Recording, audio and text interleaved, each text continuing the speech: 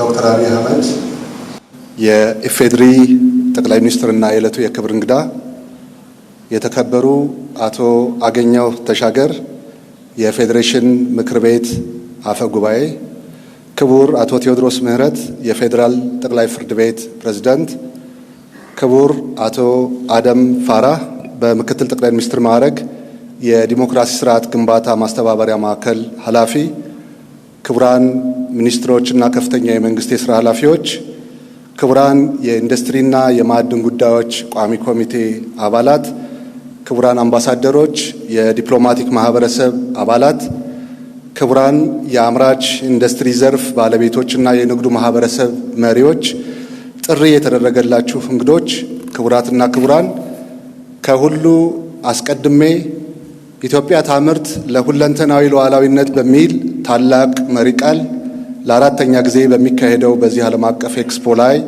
ተገኝታችሁ ድምቀት ስለሆናችሁን በኢንዱስትሪ ሚኒስትርና በራሴ ስም የላቀ ምስጋናዬን አቀርባለሁ። እንኳን ደህና መጣችሁ። ክቡር ጠቅላይ ሚኒስትር፣ ክቡራትና ክቡራን፣ በ2014 ዓመተ ምህረት የተጀመረው የኢትዮጵያ ታምርት ብሔራዊ ንቅናቄ ዛሬ አራተኛ ዓመቱን ሲደፍን በኤክስፖ ላይ የቀረቡት ምርቶች ብዝሃነት፣ ጥራትና የሀገር በቀል ፈጠራዎች የደረሱበት ደረጃ አንድ ትልቅ እውነት ይመሰክራል። ይኸውም ኢትዮጵያ በጥረቷና በልጆቿ የፈጠራ አቅም ብልጽግናዋን ማረጋገጥ እንደምትችል ነው። ንግግሬን በመደመር እሳቤ ውስጥ ለኢንዱስትሪያሊስቶችና ሀገራቸውን ለሚወዱ ዜጎች ቁልፍ የሆኑ 3 መልእክቶችን በመጥቀስ ልጀምር። የመጀመሪያው ነፃነትን የበየነበት መንገድ ነው። የነፃነት ትርጉም በመደመር መንግስት መጽሐፍ በሌሎች ሀገራት ኢንዱስትሪ ምርት ላይ ጥገኛ ሆኖ ነፃ ሀገር አለኝ ማለት ቀልድ ነው ይላል።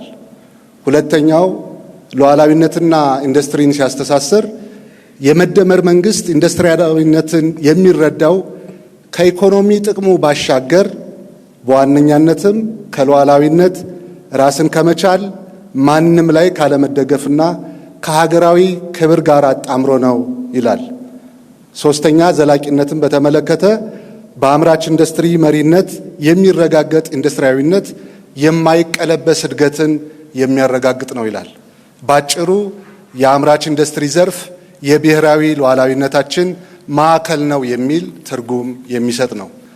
ክቡር ጠቅላይ ሚኒስትር፣ ክቡራትና ክቡራን፣ ከዚህ እሳቤ በመነጨ መንግስት ከለውጡ ወዲህ ለዘርፉ በሰጠው ልዩ ትኩረት የፖሊሲ ማዕቀፎችን በማዘጋጀት የማክሮ ኢኮኖሚ ሪፎርም በማካሄድና የቢዝነስ ምህዳሩን ለአምራቾች ምቹ በማድረግ በየደረጃው የአምራች ኢንዱስትሪ ካውንስል አቋቁሞ ኢንዱስትሪዎችን በቅርበት በመደገፍ ሰፋፊ ስራዎች ተከናውነዋል። በዚህም ምክንያት የማምረት አቅምን በማሳደግ ገቢ ምርትን በመተካትና ኤክስፖርት በማሻሻል የስራ ዕድል በመፍጠር ተጨባጭ ውጤቶችን ማስመዝገብ ጀምረዋል። ንቅናቄውን ይበልጥ ለህብረተሰቡ ተደራሽ በማድረግ ረገድም ባለፉት 9 ወራት ብቻ በመላ ሀገሪቱ 222 ኤግዚቢሽኖች ተዘጋጅተው 17461 አምራቾች ምርቶቻቸውን አስተዋውቀዋል። በዚህም ለህብረተሰቡ ምርትን በተመጣጣኝ ዋጋ በማቅረብ 3.6 ቢሊዮን ብር የሚጠጋ የግብይት ስራ ተከናውኗል።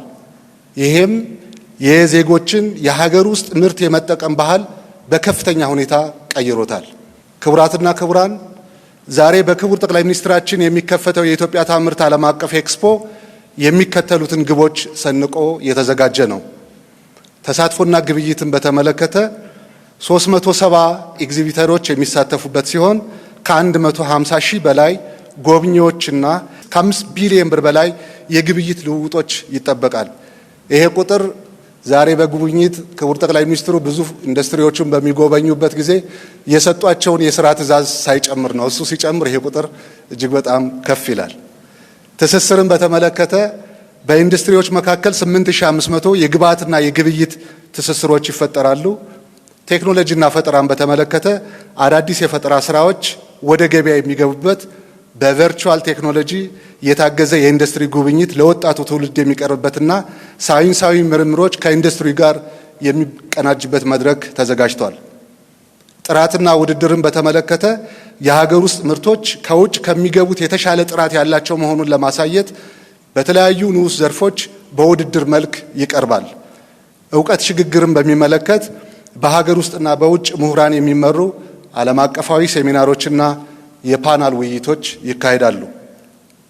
ክቡር ጠቅላይ ሚኒስትር፣ ክቡራትና ክቡራን፣ ወደፊትም ስትራቴጂክ ጠቀሜታ ያላቸውን ትልልቅ ኢንዱስትሪዎችን ወደ ስራ በማስገባት አነስተኛና መካከለኛ ኢንዱስትሪዎችን በመደገፍ የገጠር ኢንዱስትሪያላይዜሽንን በማስፋፋት የፋይናንስና የመሰረተ ልማት ማነቆዎችን በመፍታት እንዲሁም የቴክኖሎጂ ብቃታችን በምርምርና በኢኖቬሽን ላይ በመመስረት የጀመርነውን ጉዞ አጠናክረን እንቀጥላለን። የኢንዱስትሪው የመነሳት ዘመን ይሆናልን ብለን እናምናለን። በዚህ አጋጣሚ በዘርፉ ለታዩ ተስፋ ሰጪ ለውጦችና ለኢትዮጵያ ታምርት ንቅናቄ ስኬት የመሪነት ሚናቸውን በመወጣት ላይ ለሚገኙት ለክቡር ጠቅላይ ሚኒስትር ዶክተር አብይ አህመድና ለአምራች ኢንዱስትሪ ካውንስል አባላት ምስጋና እንዳቀርብ ይፈቀድልኝ።